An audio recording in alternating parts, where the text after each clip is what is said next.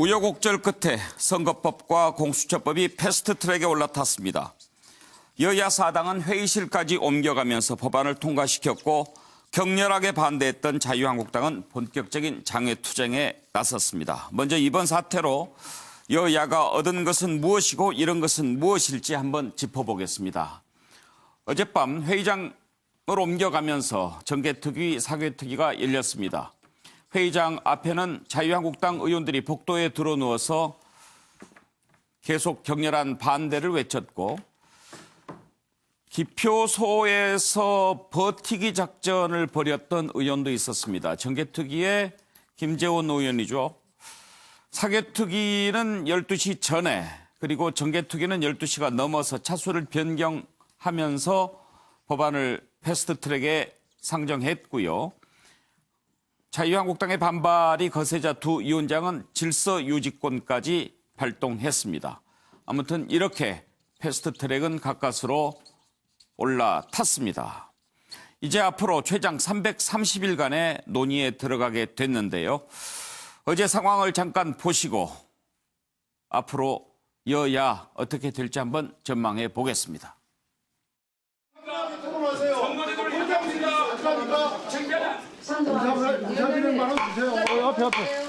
멋대로 질서 유지 말해서 폐쇄적으로 해놓고 뒷구멍으로 들어와서 선거제도를 통과시키겠다고요? 아니, 혼자서 막을 수 있는 흐름이 아닙니다. 위원장님! 자, 하고 있습니다. 회의를 어떻게 그렇게 하십니까? 앉으세요.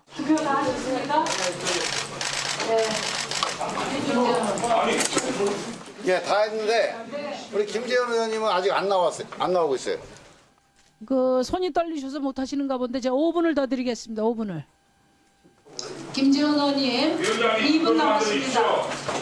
마지막까지 그렇게 협조를 안 해주시네. 국민들이 다 보고 계시는데. 신속 처리한 건 지정 동의의 건은 제적위원 18인의 5분의 3 이상인 12명의 찬성으로 가결되었음을 선포합니다.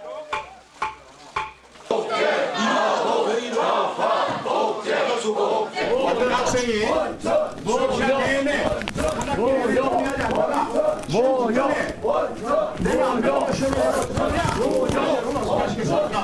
칼로 흥한 자는 칼로 망한다고 했습니다. 참으로 참담합니다.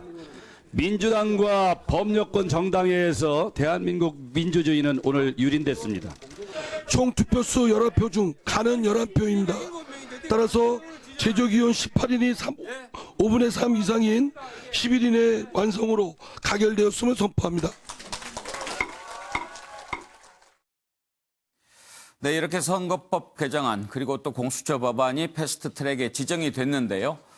여야 대표들의 반응을 한번 듣고 패널들과 함께 얘기 나눠보겠습니다.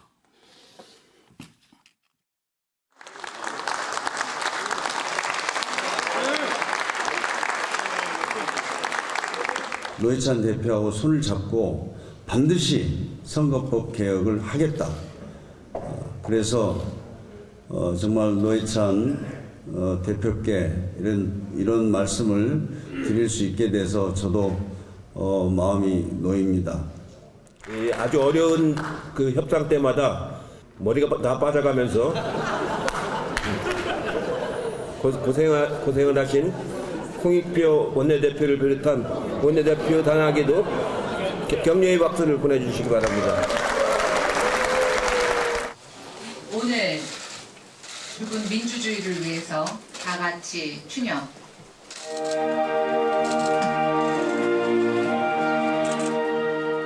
선거법, 공수처법, 날치기 통과, 원천 무효! 원천 무효! 원천 무효! 원천 무효! 오늘 우리의 민주주의는 죽었습니다. 모든 권력을 그들의 손아귀 안에 두었습니다. 날치기한 정부는 망했습니다. 우리는 국민들과 함께 싸우고 또 싸우겠습니다. 예, 여야의 반응을 살펴봤는데요. 과연 이번에 패스트트랙에 지정한 당이 이겼고 자유한국당이 진 그런 게임이었을까요? 보는 시각이 조금씩 다를 것 같습니다. 고행신 교수는 어떻게 보십니까? 어느 당도 이기고 진 것도 없고 제가 볼 때는 국민들한테 실망과 좌절만을 남겼을 뿐이다. 예. 지금 경제는 파탄나고 민생은 피폐한 상황에서 저 사람들이 하고 있는 게 뭡니까? 기득권 지키기, 밥그릇 싸움, 그 이상도 이하도 아니라고 봅니다. 과거 해머에서 빠르와 새망치로 기구만 바뀌었을 뿐이지 과연 우리 정치가 과거 어떤 분이 이야기한 대로 사류 정치에서 나아진 것이 있느냐. 촛불 정권에서 이러한 극한 대치, 강압 처리가 재현되리라고 생각하는 국민들은 없을 것입니다. 자기들 싸움이에요. 국민들은 아무 안중에 없는 자기들 싸움이지 뭐 누가 이기고 지고 그건 결국 국민들이 내년 총선에서 표로 심판할 거라고 저는 믿습니다. 예, 모두가 진 그런 싸움이었다. 차재원 교수께서 좀 정치적으로 분석을 하신다면 어떻게 분석하겠습니까? 뭐 저도 뭐 결론적으로는 같은 이야기입니다. 성자 없는 그들만의 전쟁이 아니었을까 생각이 듭니다. 뭐 일단 외견상으로 보면 지금 더불어민주당이 그토록 원했던 지금 공수처 문제가 지금 패스트트랙에 올랐기 때문에 상당히 성자인 것처럼 보이지만 그러나 이 궁극적인 이 사태의 가장 어떻게 보면 이 1차적인 책임은 그래도 국정 운영을 책임지고 있는 정부 여당이지 않을까 하는 생각이 듭니다. 네. 사실 이 공수처 문제를 비롯해서 검경수사권 조정 문제라든지 이런 부분들은 사실 지난번 촛불혁명을 통해서 국민들이 요구했던 그 일종의 개혁의 정당성이기도 하거든요. 그런 상당히 그 명분이 높고 그리고 또 초반에 상당히 국정 지지율도 높지 않았습니까? 예. 그때 왜 좀 더 야당과 좀 머리를 맞대고 포용과 협치를 통해서 신뢰를 쌓았다고 한다면 이렇게 좀 이렇게 이 표로 밀어붙이는 모습이 아니라 좀 더 이렇게 타협하는 그런 모습을 통해서 생산적 결과를 낳지 않았을까 하는 그런 아쉬움이 남는 것이고요. 무엇보다도 이 경기의 룰이라고 할 수 있는 선거법을 강행 처리한 나쁜 선례를 남겼다는 측면에서는 결코 이 지금 더불어민주당도 이렇게 이 지금 그 성과에 대해서 자의를 할 수 있는 상황은 아닌 것 같고요. 무엇보다도 이번 사태에 저는 가장 책임 있는 정파는 결국 저는 자유한국당이 아닐까라는 생각이 듭니다. 저는 이번 자유한국당이 말하는 그 이 보수의 원칙이 어떤 것이라는 그 속내, 민낯을 그대로 보여준 것이 아닐까라는 생각이 듭니다. 사실 보수하면 법과 원칙을 항상 내세우긴 했지만 그들이 만들었던 이 선진화법을 스스로 걷어차는 그러한 모습 자체에 대해서 어떠한 명분으로도 저는 그것이 이 방어가 하기 힘들지 않을까 하는 생각이 듭니다. 그리고 특히 이 지금 국회의 여러 가지 문제를 빌미로 해서 장애투쟁 벌일 수 있습니다. 벌일 수 있지만 그 장애투쟁의 항상 결론이 기승전 색깔론이라는 부분에 대해서 과연 얼마만한 국민들이 여기에 찬성할 수 있을 것인지 저는 상당히 좀 이 의문점을 갖고 있습니다. 그리고 또 한편 제3당인 지금 바른미래당이 이번에 제대로 된 캐스팅 보트 보여줬습니다. 그러나 정말 어이없는 캐스팅 보트가 아니었나 하는 생각이 듭니다. 당론을 만드는 과정에서의 여러 가지 분란도 분란이지만 그와 관련돼서 이 향후에 벌어졌던 이 사보임과 관련돼서는 입이 10개라도 이 바른미래당의 당지도부는 할 말이 없지 않을까 하는 생각이 듭니다. 예, 자유한국당의 장애투쟁 그리고 또 바른미래당 내부 페이지를 넘겨서 또 한번 짚어보도록 하죠. 자, 정태근 의원께서 보시는 득실은? 뭐 외형상으로는 뭐 민주당, 정의당, 뭐 민평당 그리고 바른미래당의 뭐 김관영, 손학규 이분들이 외형상으로는 승리한 게 맞지요. 그리고 이제 한국당과 소위 이제 바른미래당에서 안철수, 유승민계가 패배를 한 게 맞고. 저는 근데 이제 그 결국은 회복할 수 없는 상처를 받은 거는 의회민주주의라고 보여지고 결국 피해는 고스란히 국민들한테 오는 거라고 보여지거든요. 제가 정말 좀 분노한 거는 뭐냐면 어떻든 이런 상황이 정리됐는데 어느 정당에 있는 지도자도 국민께 죄송하다는 얘기를 안 한다는 거예요. 예. 아까 저 민주당 분들 마치 큰 무슨 그 노획물을 얻은 것처럼 희희낙낙하잖아요. 자유한국당 분들 민주주의에 조종을 걸었다고 무슨 조문을 하고 묵념을 하는데 본인들이 뭘 잘못했다는 얘기는 왜 한마디를 안 하냔 말이에요. 도대체 우리 정치가. 결국은 이번 전투에서 나름대로 최선을 다했는지 모르겠지만 결국은 전투에서 이긴다고 전쟁에서 이긴다는 보장이 없는 겁니다. 기본적으로. 결국 자기 진영 사람들한테만 인정받고 적대감만을 상대 진영에 대해서는 상대편에 있는 국민들한테는 적대감을 쌓아놓은 그 결과가 이번 결과고요. 저는 이렇게 생각합니다. 조금 전에 고유긴 교수님도 말씀하셨습니다만 기본적으로 문제는 향후의 전쟁을 가르는 거는 경제와 민생입니다. 이 사태가 딱 벌어진 지난 4월 25일 날 우리 경제에 발표된 것은 뭐냐면 성장률이 0.3% 역성장, 말이 좋아 역성장이죠. 성장의 반대말은 태화나 노화라는 말입니다. 우리 사회가 쪼그라들고 있다는 겁니다. 저는 정치인들께서 정말 국민들한테 못 보여줄 모습들을 보여준 상황 속에서 정말 누구 한 사람이라도 정말 죄송하다고 얘기하는 사람, 그런 분들이 좀 계셨으면 좋겠어요. 예, 패널들의 준엄한 평가가 이어지고 있는데요. 정기남 교수께서는 어떻게 평가하시겠습니까? 정태근 전 의원님 말씀하셨습니다만 정말 누구 한 사람도 고개 숙이지 않고 뻣뻣하게 어찌 보면 좀 희낙낙 또는 또 뭐 민주주의 살아있는 뻐젓이 살아있는 민주주의를 죽었다고 또 주장하지 않나 이런 현상을 보면서 참담한 심정이고요. 정말 국회 난장판 국회의 어떤 주연과 조연이었을 뿐 그 어떤 사람도 승자는 없다. 정말 그들만의 싸움 정말 국민 앞에 부끄럽지 않은지 한번 묻고 싶고요. 예. 비록 이제 이 패스트트랙을 추진했던 이른바 여 플러스 야 3당 예. 해서 물론 어떤 개혁의 문은 열었습니다. 일단 올려 태웠기 때문에. 그러나 넘어야 할 산 적지 않습니다. 첩첩산중이고요. 정말 앞으로 뭐 길게는 330일까지 주어진 어떤 협상의 시간 동안에 어떤 대화로 이 문제를 풀기 위한 마지막까지 노력에 경주해야 될 거다. 이런 말씀을 꼭 드리고 싶고요. 한국당이 보여준 이번의 모습은 정말 정말 우리 국민들이 여야를 떠나서 보고 싶지 않았던 모습. 국회 폭력의 1차 책임을 지우지 않을 수 없다. 그동안 2012년 국회 선진화법을 스스로 통과시켜 놓고 다시 8년 만에 국회 폭력의 모습을 국민들 앞에 여과 없이 보여준 것은 그 어떤 말로도 설득력 없는 얘기다. 그리고 또한 어찌 보면은 선거제라고 하는 것이 여야 합의해서 치러야 한다는 어떤 대원칙은 있습니다만 지금 이것이 무슨 날치기 법안도 아니에요. 사실은 국회 엄연한 명백한 헌법 절차란 말이에요. 국회법 절차란 말이에요. 그 절차를 가지고 최대한 어떤 의사표시를 할 수 있으되 다시 협상의 시간이 주어져 있기 때문에 하시라도 협상의 틀에 다시 돌아와서 예. 대화를 통해서 야당의 입장을 반영해내고 국회의 어떤 모습을 복원시켜내는 것이 자유한국당에게 원초적으로 책임이 있다는 말씀을 좀 드리고 싶고요. 예. 특히 여당이나 청와대 입장에서도 앞서 여러 패널들께서 지적하셨습니다만 결코 승자가 아니라 정말 민생 입법을 책임지고 있고 또 국정을 책임자들 입장에서 무한 책임을 느끼게 한다는 점을 마지막으로 한 번 더 강조하고 싶습니다. 예, 국회 폭력 부분도 한번 좀 따로 떼어서 생각해 보도록 하겠습니다. 서정욱 변호사.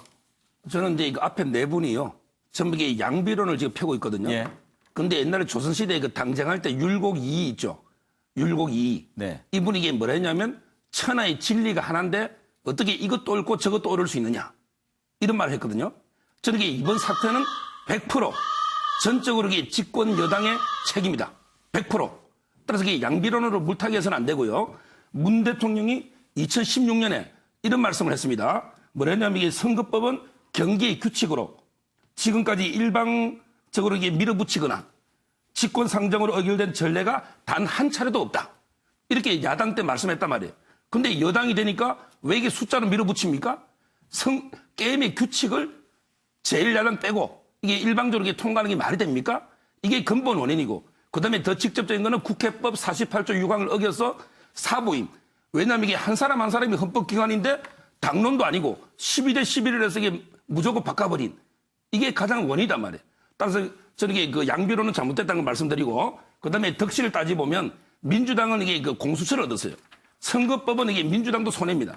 그다음에 정의당은 비례 의석을 얻었고 가장 문제는 게 바른미래당은 얻은 거 하나도 없이 이게 분당 위기, 오히려 이게 손해만 본 거예요. 가장 고생하고 비판만 받고. 근데 자유한국당은 상당히 많은 걸 얻었어요. 꼭 이런 것만 아닙니다. 일단 이게 웰빙 이미지를 불식했어요. 예. 이 말이 야당다운 선명한 야당 이미지를 각인시키고, 그 다음에 보수 대통합, 개파 갈등이 없어요. 모든 이게 의원들이 일치 단결해서 저항했고, 그 다음에 가장 중요한 게 이제 야당은 자유한국당밖에 없다. 왜? 나머지 당들에게 전부 여당의 이중대다. 유일 야당의 이미지, 이게 가장 큰 거기 때문에 나중에 총선은 자유한국당이 반드시 불리한 건 아니다. 이렇게 보입니다. 예. 최종 교수 한 말씀 하셔야겠다고. 뭐 지금 양비론을 말씀하셨는데 제가 이야기한 물론 양비론 측면으로 시각으로 들렸을지는 모르겠습니다만 제가 분명히 말씀드렸습니다. 이 사태에 대해서 가장 큰 책임은 자유한국당이 있다는 이야기를 제가 분명히 말씀드렸는데 지금 아까 뭐 선거법과 관련해서 뭐 문재인 대통령이 그 야당 대표 시절에 하신 말 맞습니다. 맞는데 그러나 그때 상황과 지금 상황이 그대로 같은 것이냐 부분을 우리가 좀 따져볼 필요가 있다는 겁니다. 사실은 이 선거제도와 관련해서 정개특위를 구성하지 않았습니까? 이때 당시 그러면 자유한국당이 구성에 동의했고 이 그 회의도 상당히 여러 차례 했습니다. 그리고 지난해 12월 달에 이 그 당시 손학규 그리고 이정미 두 당의 대표가 단식 투쟁하지 않았습니까? 그때 12월 15일 날 이 나경원 원내대표까지 포함된 여야 5당 원내대표가 이 지금 그 합의문을 만들어냈어요. 예. 거기에 보면 비례대표, 그러니까 연동형 비례대표제를 위한 선거제도를 논의함과 동시에 아울러서 권력구조 개편을 위한 이 그 원포인트 개헌을 하겠다는 이야기까지 했었거든요. 그렇다고 한다면 그 약속은 가면 뭡니까? 그런데 그 약속을 뒤로 하고 1월 달인가요? 2월 달에 지금 당시 그 비례대표제를 없애고 그러면서 10% 의석수를 줄인다는 뭐 나름대로의 상당한 희생을 자처하는 것처럼 했지만 지역구 270석으로 다 뽑자고 이야기하면서 말 그대로 어깃장을 놓은 거 아닙니까? 이러한 상황에서 그렇다고 한다면 이 선거제도가 맨 처음에 이 시작된 이유가 이 현행의 소속 무죄가 갖고 있는 승자 독식의 문제 그리고 또 이 표심과 왜곡되는 그러한 의석수의 문제 때문에 했던 그 모든 이 출발점은 다 깡그리 무시하고 완전히 어깃장 내는 새로운 완전히 이 180도 다른 이 법안을 내므로 인해서 사실은 어떻게 보면 자유한국당이 여야 사당으로 하여금 선거제 패스트트랙을 타도록 저는 등을 떠미는 부분은 도저히 우리가 묵과할 수 없다는 것이죠. 이러한 부분들을 다 이 제외하고 난 뒤에 뭐 다 깡그리 무시하면서 이 지금 자유한국당의 정당성을 이야기하는 부분은 시청자들이 오해가 있을 것 같아서 제가 말씀드립니다.